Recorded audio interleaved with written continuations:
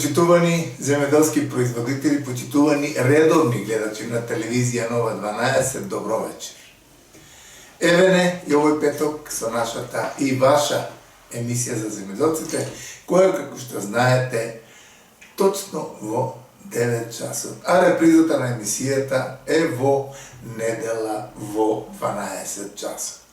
Денес сме со 12-тиот ден од 12-тиот месец 2025 година, или сме во длабока есен и недела 10 дена до календарскиот почеток на зимата. А ние имаме ова недела што е зад нас амбиент необичен со денови над 20 степени Целзиусови температура, денови со целодневно сонце, не баре сме март или април. Тоа е она суштина на тектонско пореметување на времето и не случајно ние секогаш одиме со освртот за времето како значаен фактор во производниот процес. Непредвидлив фактор према кој мора да се прилагодуваме. Затоа секогаш освртот е прв за времето и како тоа се одрази врз одгледуваните култури. Бидејќи факторот време точно одлучува за успешноста во земеделското производство. Потоа имаме состојби во аграрот. Тоа секако значајна работа, во која состојба се наоѓаат земеделските производители. Очигледно, оној производен процес во привидно мирување, а суштински веќе вегетацијата на најраните култури во Банско, Струмичко, Јосифово и другите села, Гергелиско, зелката веќе бележи есенско-зимската зелка бележи голем пораст.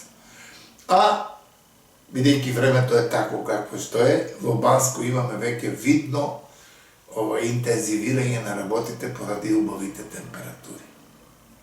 Затоа, за состојбите во аграрот ќе кажеме нешто повеќе и оние стратешки затајувања од луѓето што е во државата по однос на тоа каде се наоѓа аграрот и што се работи во аграрот.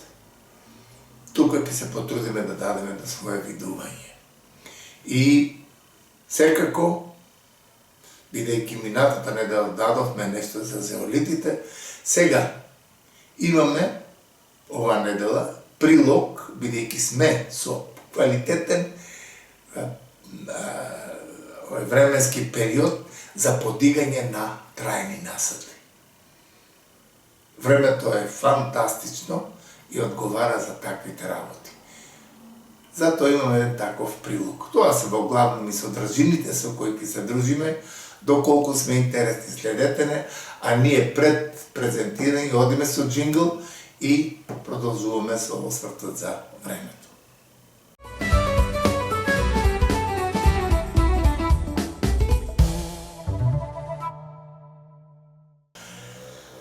Рековме, денес сме петок, 12 или сме со 347 ден од годината и со ден се пократок, бидејќи денот се уште до 22 декември ќе се намалува и трае само 9 часа и 13 минути.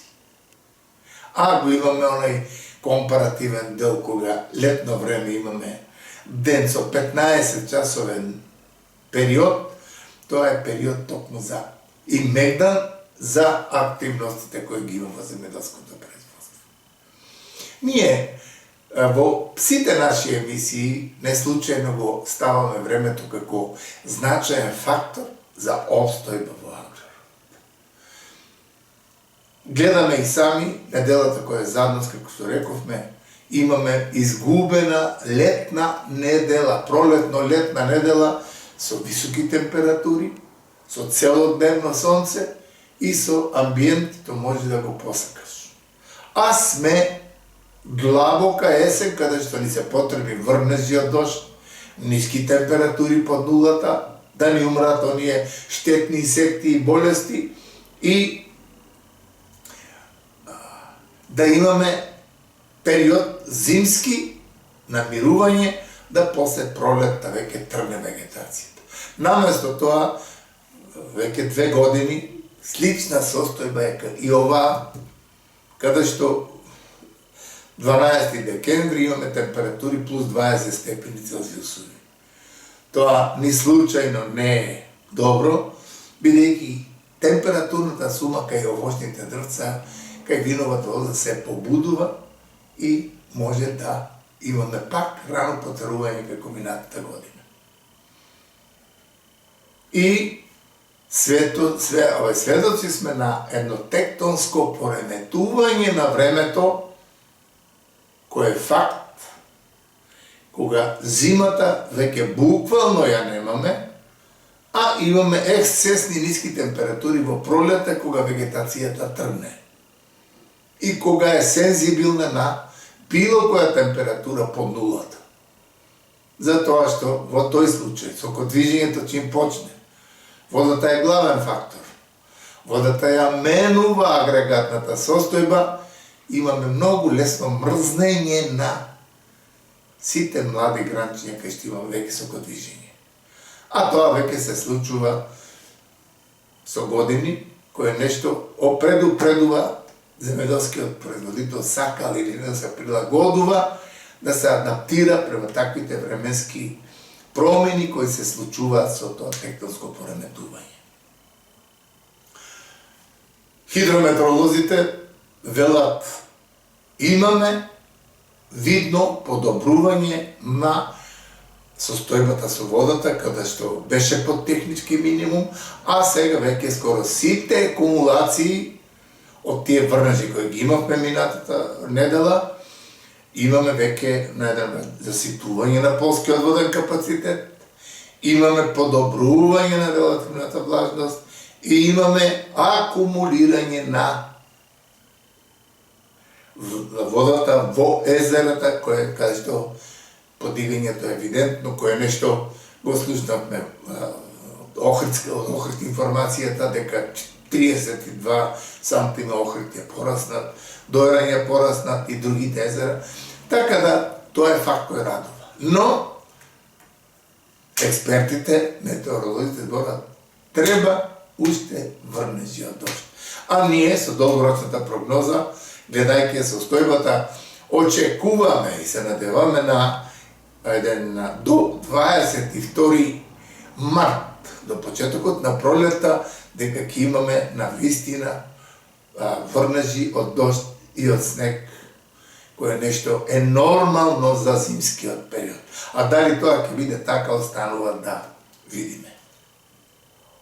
Како тоа време се одразува врз одгледуваните култури? Сензибилните видови веќе акумулираат 20 степени Целзиусови, тие веќе тргнуваат доколку продолжи, а до крајот на неделата тоа ќе биде така, па после има некој облачување, после пак имаме затоплување, можат да тргнат сензибилните видови секој овошен вид. Чим ја исполне температурната сума, тој тргнува и почнува со вегетацијата. А тоа нешто секако негативно се одразува врз самото растение и врз приносот покасно. Ние мора да кажеме дека се соочуваме со многу временски неприлики во светски размери. Ако ја видиме една Грција во каква состојба, со овие оркани, со овие врнежи од дожд, една Хрватска, една Србија, во Германија, во скоро сите балкански и европски земји. Ние сме заштитени и тоа што падна дожд не со некој ерозивен карактер, падна ситен дожд кој вреди и се акумулираше во земјата. Тоа е блаженство што Македонија го има. Ги нема оние оркани, ги нема оние диви ветрови со 200 км да носат се пред себе. Го немаме тој чин кој нешто не се чуваме на Балканот и сме во една позитивна состојба. Тоа е една од причините што збориме секогаш на аграрот. Треба да му посветиме внимание, бидејќи ги имаме условите да бидеме добри производители на храна перспективно, кое нешто ќе дојде како императив. Земја која произведува храна ќе биде добра, стабилна земја. А Република Македонија со тие површини што ги има, можности за тоа постојат. Иако политикантите со нивните големи пропусти, глупости што ги прават и оние препокувања го истера и она бедна приватизација која се случи, да се 70% младото население одсели во Италија, во Германија, во Швајцарија и така натаму. И сега гледаме мигрантска криза, мигранти ќе дошле и така натаму. Тоа е поигрување на политикантите со народот, со државата. Го истеравме народот надвор. Струмичко има 70, преку 65% населението е истерано од селото, од своите огништа. Младите луѓе не сакат да останат тука и произведуваат храна во Италија, во Швајцарија, во Германија и така натаму. Тука вината се знае која има. И за тоа мора да има одговорност. Имавме во бивша Југославија едно квалитетно производство на храна, преку оние комбинати кои беа со по 3000 вработени. Дојде Црвенковски, направи една катастрофална приватизација и сега на Република Македонија со агрот е во една пихтијаста форма, каде што производството на квалитетна храна веќе е почнува да биде мислена именка и за година две ќе бидеме увозници на храна. Благодарение на таквата приватизација. А тој се уште зима пари од буџетот, како бивш председател, тој мора да седне на одговорност пред народот. Бидејќи Македонија со тоа стрмоглаво и незаинтересирано мислење према земјоделието, каде што гледаме сега препукување за кој да дојде на власт, кој да корумпира. Аграрот е буквално избришан. Аграрот кој треба, барем во овој период кога имаме врнежи пред изборието, еден од тие кандидати да каже ќе направиме проект за одводнување, за окопање на каналска мрежа за одводнување на убавите површини што треба да стварат храна. Тие капни гаражи, тие ќе прават градинки, тие ќе прават болници, ќе прават... Сето тоа е навистина загрижувачко.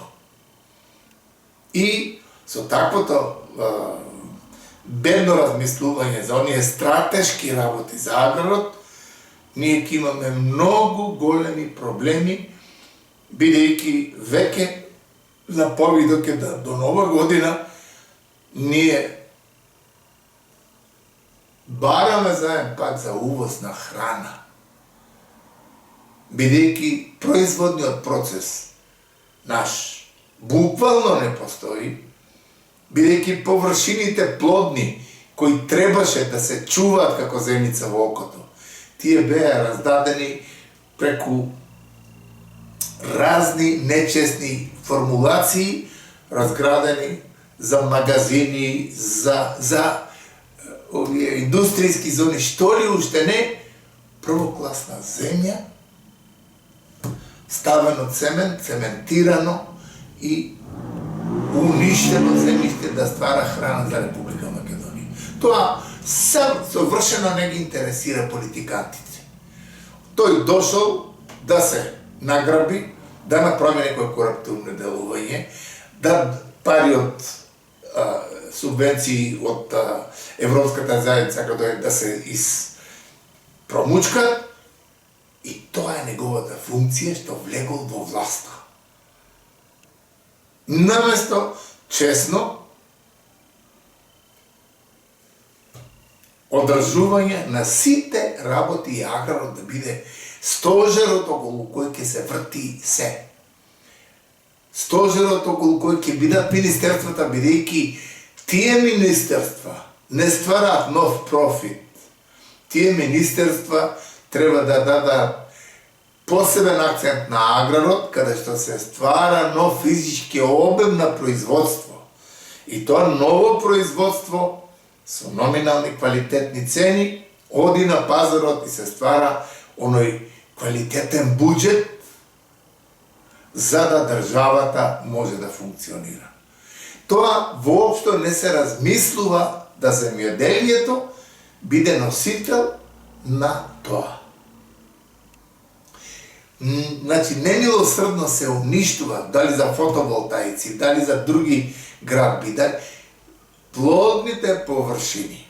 Никако не дојде до израз тоа да било кој што влезе во политика да застане, да каже аграрот, како што рече Киро Глигоров, аграрот е се што имаме.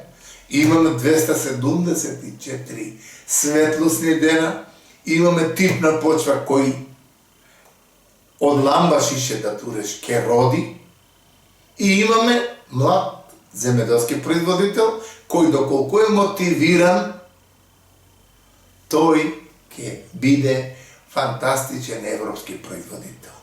Зашто? Ќе има мотив да работи. Наместо тоа, земјоделието е тотално маргинализирано, обезвреднето, и оние кои произведуваат, велат професоре, повеќе не произведува. Гледам, сето тоа младиот човек го посматра и се предопределува да ја напушти државата, бидејќи си поигруваат тие поединци политиканти со него. А тоа е болеста. Последните 30 години од осамостојувањето ние имаме на вистина катастрофална состојба со аграрот. И наместо развој, наместо функционирање на институциите, наместо почитување на науката и нејзина апликација во производниот процес и добивање на производ за европскиот пазар, Европа да види дека Република Македонија произведува храна. Храна за европскиот пазар. Верувајте, има таму луѓе со доблес. Самите формална резолуција или ќе биде на што, самите ќе кажат Република Македонија ќе биде членка на Европската заедница. Не со такви препирања, со такви ултиматуми, со такви бедни работи со грците и со бугарите. Не, ние со чистата македонска духовност, со производот, продуктот кој го произведуваме, ќе стекнеме идентитетска работа, духовна македонска работа, и дека тука во тоа поднебје се ствара храна. Храна која ќе биде интересна за европскиот пазар. Тоа се адути на кои треба политикантите да обрнат внимание. Не ќе дојдат емигранти, нема да дојдат емигранти. Задолжувања 6 милиарди, 2 милиарди и така. Едноставно, исклучиво пруги ќе се градат, а ние на аграрот уопште не даваме никакво значење. Каде е логиката на обстојувањето на таквите поединци? Секој проект кој се пипне, корупција. И сега, антикорупцијска создадена, председателот на антикорупцијска корумпер со регбитоло и така нато. Значи, како тоа што порано беше и со многу други функционери. Така Република Македонија напред нема да оде. Со таквите нешта кои постојат и во судството, и обвинителството, комплетно позицијата, опозицијата со тие преписки и навреди, ние не може да одиме напред. Наместо да се сплотат и да создадат една клетка која ќе аплицира за европскиот пазар, тие на секоја постапка другата страна одма аплицира или лажни вести, или едноставно така духот на македонскиот народ се руши во основа по однос на борбата за политичка власт. И таа инкорпорација на политиката обуслови да ние во земјоделието буквално имаме пустош. Пустош и младите луѓе буквално не сакаат да се вратат, да работат во земјоделието, да некој трговец, каде што е врзан со политикантите, тој го ништи неговиот род. Тоа го лично и одговорно тврдам, бидејќи пред само 2 недели доматите во Струмица, најквалитетните домати од стори култури, имаат цена од 15 до 20 денари. Тоа беше трагедија и тука се разочараа сите производители на овие втори култури. Сега, во текот на вчерашниот ден, увозе на домата од Албанија големина како слива 80 до 100 денари. Каде е логиката? Тоа е се дело на трговската сфера која е во конекција со политикантите. И тука се ништи целосно аграрот. И таквото нешто до кога ќе трае, јас реков до крајот на годината ќе видите и сами, владата ќе одлучи пак задолжување за увоз на храна. Дали тоа ќе биде жито, дали тоа ќе бидат градинарски производи, тоа ќе го видите и сами. Дали е тоа решението за Македонија? Дали тоа македонскиот народ го заслужува? Дали тие луѓе кои не водат размислуваат дека македонскиот народ сака прогрес, сакаат голем дел кои веќе имат капитал во странство да се вратат во Македонија да работат? Но по такви услови, со такви политиканти, со такви нечестни действија, не може да се оди напред.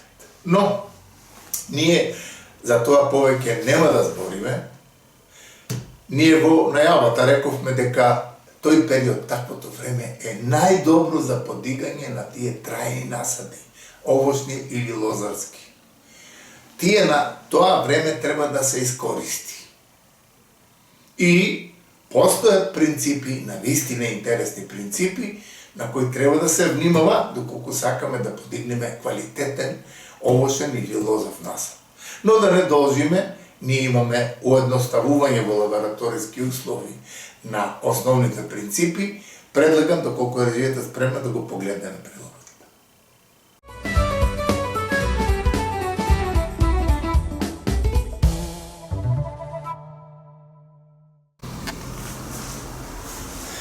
Еден е со еден интересен прилог кој обично важи точно за тој конечно есенски период, каде што од научно-стручен аспект се потврди дека подигањето на овошни или лозови долгогодишни насади одговараат повеќе во тој есенски период.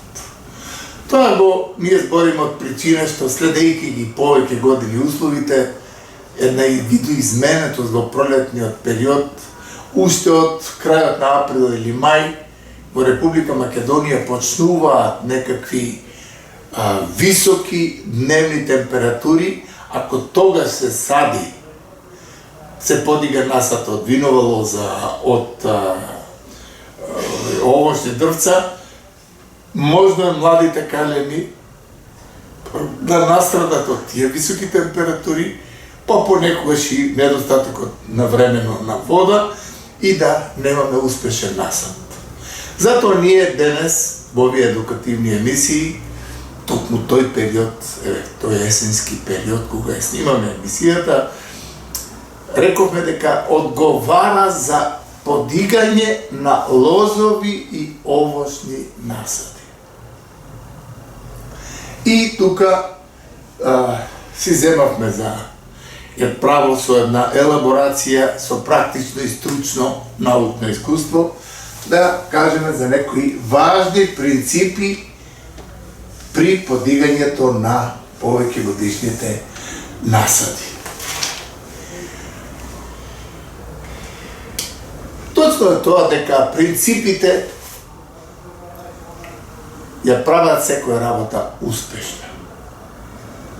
И ние мора да кажеме дека лозарството и овощарството во Република Македонија не е на мали површини, но онаа што е третманот од трговската сфера и откупот на некои производи кои се произведуваат, дали тоа грозје или овошни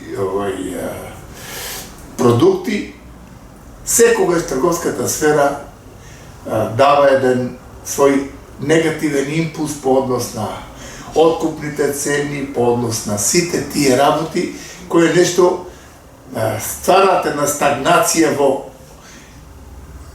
проширување на површините под винова лоза и под овошни дрвца. Но без оглед на тоа, животот тече, понатаму ќе дојдат времиња кога тие подигнати, квалитетно подигнати насади ќе имаат своја вредност по однос на производот кој го добиваат, бидејќи сепак човечкиот род е зависен од храната која се произведува воопшто во земјоделието. Дали е тоа од овошни, лозови насади, дали е тоа од градинарски култури, дали е тоа од индустријски култури, од житата и така натаму, зависноста на човечкиот фактор ќе дојде до израз да аграрот има поголема цена колку што заслужува. Пред се стратешки, што е многу важно. Бидејќи ние генерално од осамостојувањето немаме трајна стратегија и имаме една распарченост, неорганизираност и на крајот едно видливо незадоволство од луѓето кои подигаат насади и после тоа гледат демек погрешив, зошто подигнав насад и така натаму.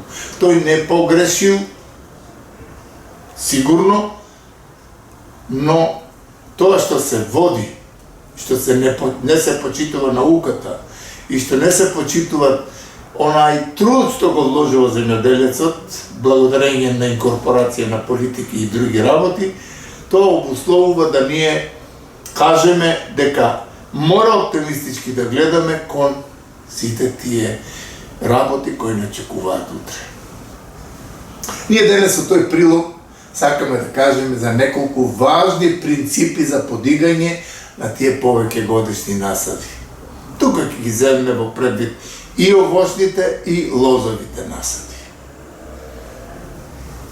При одлуката да се, бидејќи тоа се повеќе годишни насади, како што рековме, при одлуката да се оди кон такво нешто, секогаш треба да се има во предвид и почит на принципите кои доведуваат до успешно подигање на насади, успешни резултати од површините кои се засниваат, а сето тоа се постигне со апликацијата на науката и производителот со едукација да биде запознаен која сорта, која култура ќе биде застапена, кој ќе ја откупи, за која цена, за да тој има една сигурност во производството на неговиот долгогодишен насад. Ние од овие најважни принципи секогаш ќе ги одделиме како што тоа следува стручно научно. Значи, повеќе годишен насад се подига на површина која одговара за насади со својата инклинација и експозиција на теренот. Тоа го зборим од причина што практично гледаме дека одредени собственици на одредени површини покрај реката Вардар, да кажеме, ми вели професоре, јас ќе дигнам покрај Вардар насад од винова лоза, бидејќи ми е близко, ќе можам да наводнувам и ред други работи. И јас морам да му одговорам на тоа, морав и му реков дека тоа не бива да го работиш, бидејќи покрај реките, тоа е ниско место, каде што таа експозиција на терен секогаш обусловува насадот од винова лоза кога го засниваш, да имаш роса која предизвикува развој на фикумицетите габи и ти од пламеницата не можеш глава да дигнеш, од пепелницата, гроздовите молци и така натаму. И таквото ниско место не одговара за одгледување на виновата лоза. Виновата лоза сака висока експозиција на терен и сите тие услови на проветрување, на сите тие работи да го даде тоа што го очекувате. Значи, изборот на површините кои одговараат за насади сепак треба да бидат под надзор на стручњак и практичар и младиот човек да ја свати таа суштина дека кога ќе се оддели една површина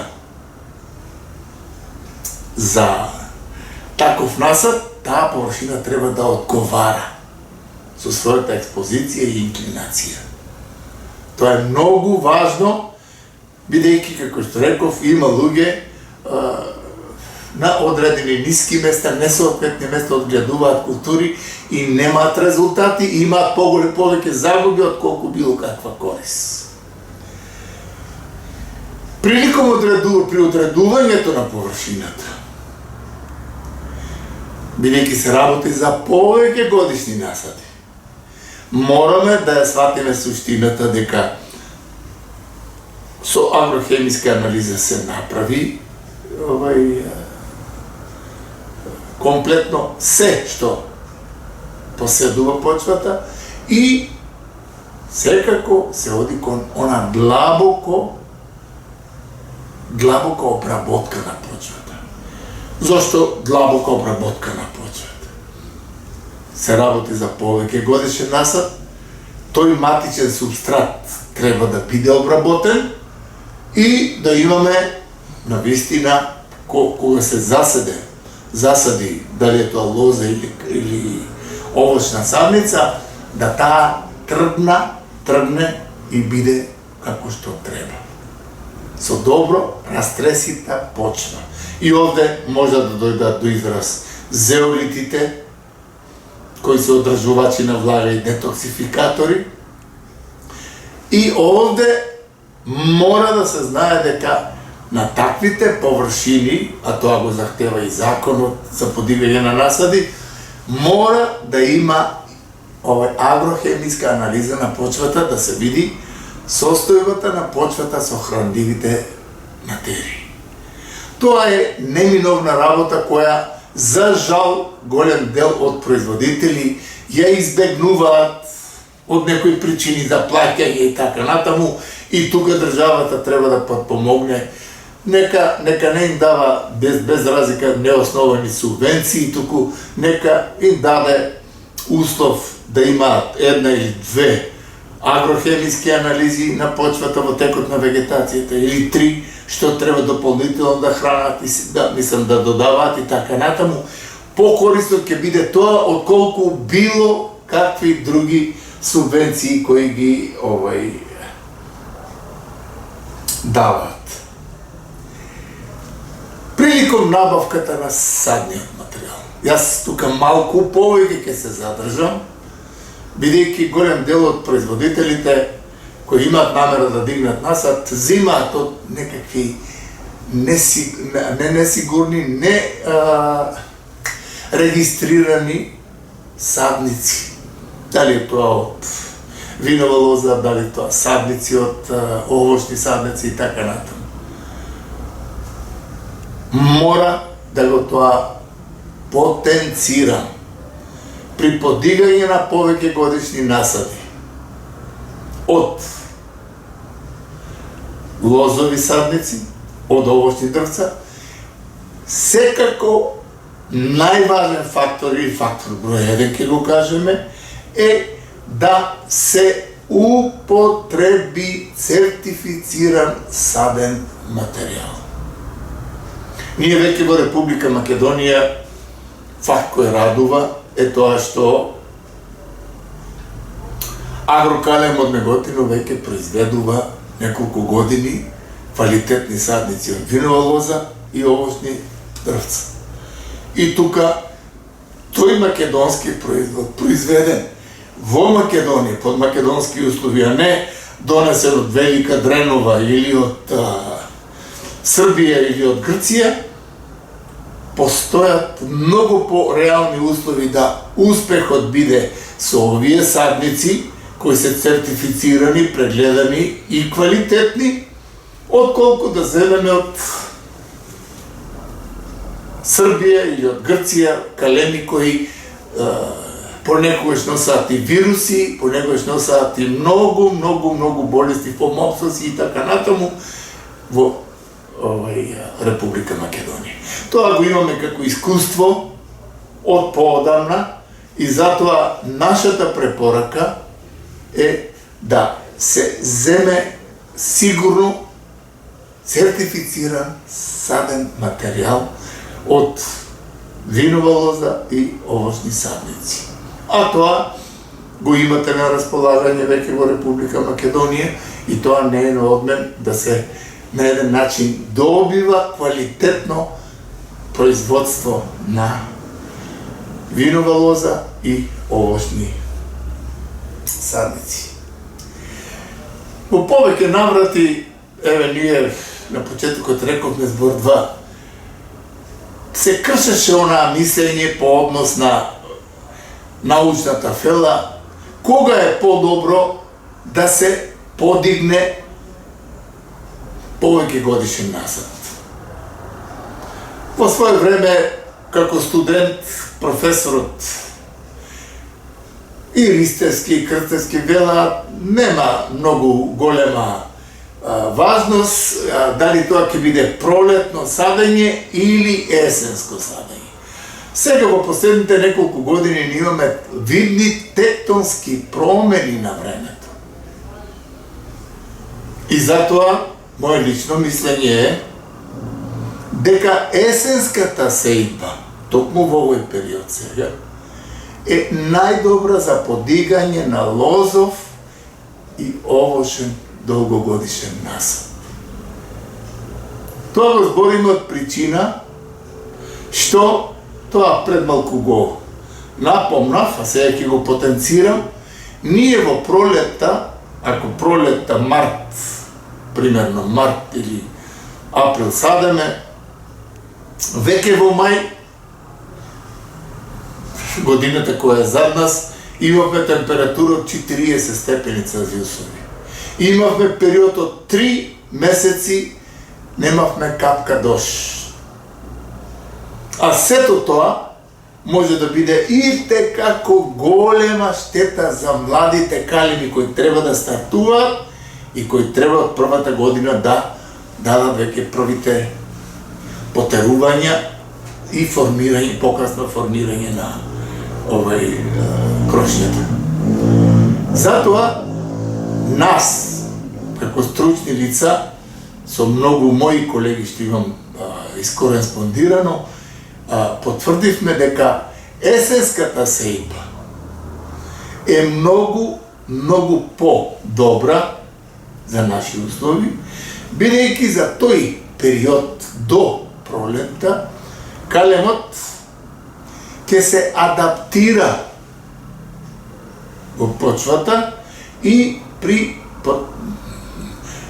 пролетните потерувања, а што кај нас знаат да бидат поранети како минат оваа година, знаеме дека ние имавме во февруар имавме плюс 22, 23, 25 степени, се исполни температурната сума и вегетацијата тргна порано, да во април веќе имаме мрзнење на потераните гранчиња. Значи, со еден збор, таа тектонска промена, ако е калемот засаден сега во есенскиот период, тој се адаптира во тој зимски период и пролетта, штом се исполни температурната сума, тој тргнува. И тука веќе има голема предност по однос на тоа, отколку тогаш да се сади и одма да тргне, тој нема да тргне сигурно одма, ќе се адаптира и тука веќе може да имаме одредени пореметување на нормално потерување на садниците. Значи, со еден збор, првите 3 години, неопходните агротехнички мерки за подигање на насад, дали тоа лозов или овошен, се неминовни за да имаме ние добро потерување и првите 3 години оформување на двата чокота, мислам на двата лака кај виновата лоза или формирање на крошњата кај овошните видови. Тоа, тие први 3 години се навистина многу важни и во најново време неминовноста од системот капка по капка, бидејќи водата како во голем недостаток е присутно, а секој овошен вид за да има добар старт треба да има обилна влага и храна во почвата. И што е најважно, значи, редовното стручно кроење првите 3 години е многу важно, бидејќи со кроењето се одредува судбината на дрвцето што колку ќе роди. Затоа, стручното кроење и навременото кроење е основен фактор за добивање на одредени добри резултати, дали од виновата лоза или овошните дрвца. И, што е многу важно, редовна заштита, превентивна заштита на сите тие насади, дали тоа лозов, при потерувањето, значи редовно метеоследење на условите и да се превентивно заштити и добро оформат лакови за формирање на крошњата кај дрвцата или пак на двата лака кај виновата лоза. Нашата препорака е при подигање на насади од винова лоза или овошни садници, секогаш да имате контакт со стручно и практично лице кој ќе ви потпомогне во успешно подигање на насад и добивање на саканите резултати. Тоа нешто е многу важно, кое помладите луѓе треба да го предпочитаат, бидејќи почитување и спроведување на науката и практичните сознанија водат кон успех на производство од винова лоза или од овошни садници.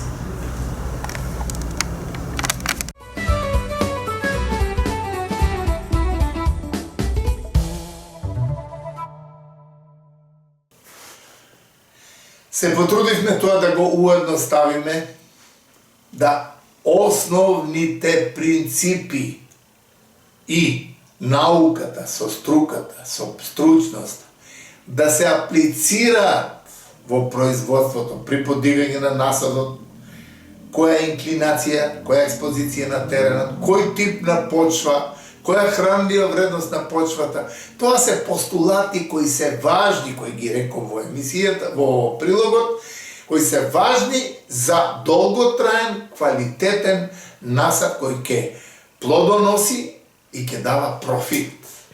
Но, кога даде профит, тука треба трговската сфера да го почитува, да го плати тоа, да го мотивира, каде што така ќе имаме добри денови за Република Македонија. Доколку има некакви прашања по однос на тие параметри по однос на подигање на насадот, ние од стручно-практичен аспект не секогаш на располагање, без никаква надокнада, да ви дадеме стручни сугестии при подигање на такви долгогодишни насади, кои се инвестиција, да ви подпомогнеме за да добиете квалитетно производство, кое ќе биде и како интересно за нашиот и за европскиот пазар. Ете, тоа беше се што успеавме да припремаме за оваа недела. Ви благодариме на вниманието со кое не следете. Со нови содржини ќе се видиме следната недела.